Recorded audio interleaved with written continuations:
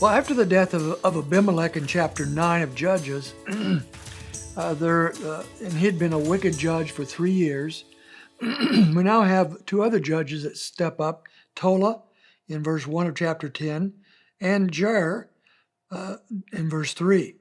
These two judges, between the two of them, judged for about 45 years, and we find that they arose, verse 1, and to save Israel. So they're bringing about peace to them, to Israel at this time, and so they apparently were better judges. We don't know much about them. We don't know about their victories. We don't know about how they led them in a way of godliness, but we do know the people of Israel had quite a little period of rest here, and apparently had turned back to the ways of God. But by the time we come to verse 6 and the death of these two judges, the people of Israel, once again, as is the pattern of judges, turns against the Lord. Verse 6 says, "Then the sons of Israel did evil in the sight of the Lord." Now notice this whole roster of gods, just about every god they could find.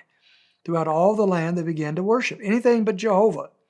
So they served the Baals and the Asheroth, the gods of Aram, the gods of Sidon, the gods of Moab, the gods of the sons of Ammon, the gods of the Philistines, and they forsook the Lord and did not serve him. So anything would do except the real Lord, except Yahweh. So they're worshiping him, and as they worship these gods, as they do so, they cannot worship God at the same time. The Lord will not take that. This idea that many people have even today, that they can add the Lord as part of their pantheon of gods. They can worship the Lord and they can worship other things as well. The Lord doesn't truck with that. He does not buy that.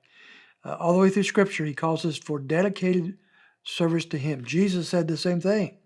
He said that take up your cross and follow him. Paul called up for that throughout the New Testament. This is the pattern for the believer of Christ, for the Lord, and that's no different in the Old Testament. These people did evil, and they worshipped all these deities, but they forsook the Lord. So, as is the pattern of Judges, the Lord's anger, verse 7, burned against Israel, and he sold them into the hands of the Philistines and to the hands of the sons of Ammon. And they afflicted and crushed the sons of Israel that year for 18 years. They afflicted them. So now they're being punished by God. They're under the discipline of God for 18 years. That doesn't sound very long compared to some of these other periods of time we've looked at.